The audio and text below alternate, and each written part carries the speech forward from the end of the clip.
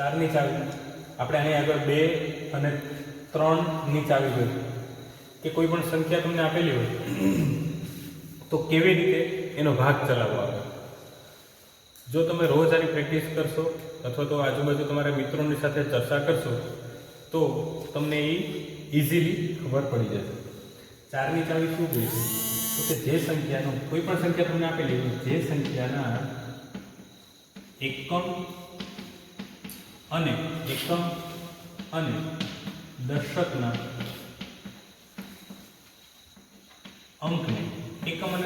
અંકને જો 4 વડે ભાગી શકાય તો તે પૂરી સંખ્યાને 4 વડે નિશેષ ભાગી શકાય. બરાબર, નિશેષ ભાગી શકાય. જોઈએ એક ઉદાહરણ દ્વારા કે શું કહેવા માંગ્યું.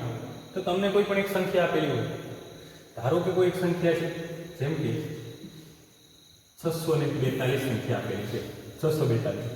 હવે તમને એમ કીધું કે 642 ને 4 વડે ભાગી શકાય કે ન ભાગી શકાય, તો નક્કી કેવી રીતે કરવાનું? તો છેલ્લી બે સંખ્યા જોવાની 4 અને 2. તો છેલ્લી બે સંખ્યા છે એને જો 4 વડે ભાગી શકાતી હોય તો આપણે આ આખી સંખ્યાને 4 વડે ભાગી શકાય. તો 42 છે એને આપણે 4 વડે ભાગી શકીએ કે નહીં? 4 × 4, 4 માંથી 4 જાય તો 0, ઉપરથી ઉતારે 2. તો આ સંખ્યાને 4 વડે ભાગી શકાતી નથી. બરાબર, તો નક્કી થઈ જાય કે છેલ્લા બે અંકોને આપણે 4ના ઘડિયામાં નથી આવતા 42.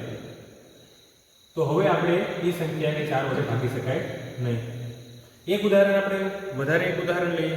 4ની 3648, 3648. એક ઉદાહરણ આવું છે. આને તો ભાગી શકાય 3648. તો આપણને ખબર છે 48 જે છે એકમ અને દશકથી બનતી જે સંખ્યા છે. ચાવ્યું કે જે સંખ્યા એકમ અને દશકથી બનતી સંખ્યાને જો 4 વડે ભાગી શકાય તો પૂરેપૂરી સંખ્યાને 4 વડે ભાગી શકાય.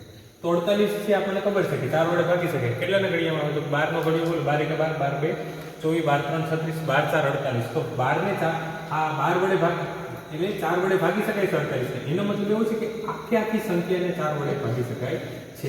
એટલે ઉદાહરણ તરીકે આ જે સંખ્યા છે તો આપણે ખબર પડી જાય કે છેલ્લા બે અંકોને જો ભાગી શકાતી હોય તો 4ની ચાવી છે આમાં કામ કરે છે.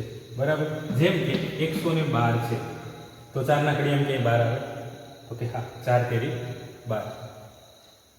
તો આને 4 વડે ભાગી શકાય. બરાબર, તો આખી સંખ્યાને 4 વડે ભાગી શકાય. તો કઈ રીતે જોઈએ?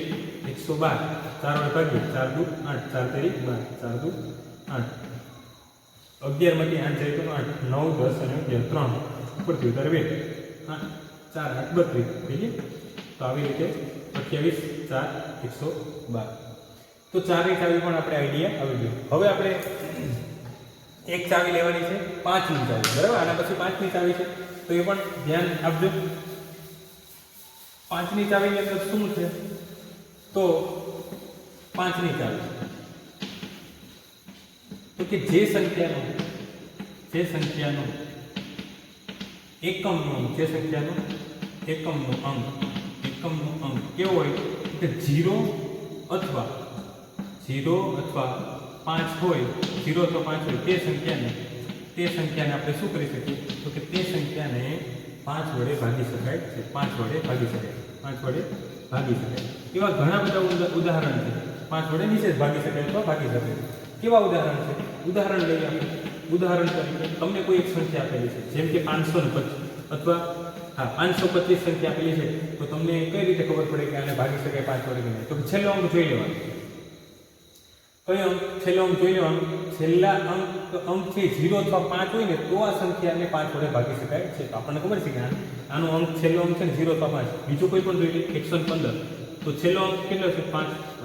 110 તો આને પણ આપણે 5 વડે ભાગી શકાય. બરાબર, તો આવી બધી સંખ્યાઓ કે જેનો એકમનો અંક 0 અથવા તો 5 હોય, 0 હોય તો પણ એને 5 વડે ભાગી શકાય અને 0 હોય 5 અને 0 બે હોય તો 5 વડે એને ભાગી શકાય છે. એના પછી એક ચાવી છે 6ની ચાવી. બરાબર, તો આપણને આઈડિયા આવી ગયો છે. આમાં એકમનો અંક છે ને 0 અથવા 5 હોવો જોઈએ. આ બધી સંખ્યાને આપણે 5 વડે ભાગી શકાય છે.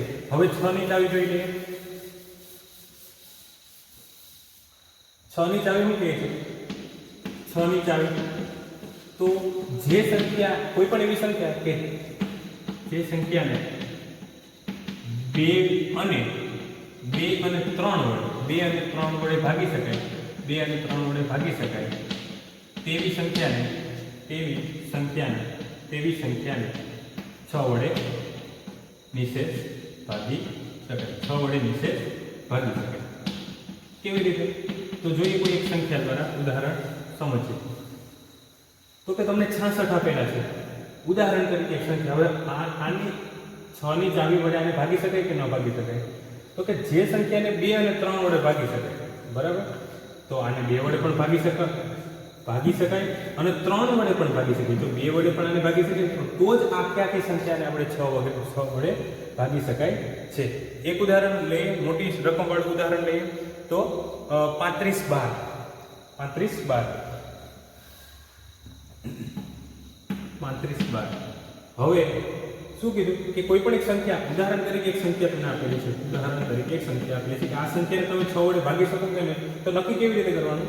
તો આ યાદ રાખવાનું છે. ગમે એ ચાવી તમને પૂછે એટલે એ ચાવી તમને મોઢે હોવી જોઈએ. તો કે જે સંખ્યાને 2 અને 3 વડે ભાગી શકે, જો 2 ની ચાવી વડે ભાગવામાં તો કે એકમનો અંક 2 હોવો જોઈએ. તો આપણને ખબર છે 2 વડે તો આને ભાગી શકાય છે, 2 વડે તો ભાગી શકાય છે.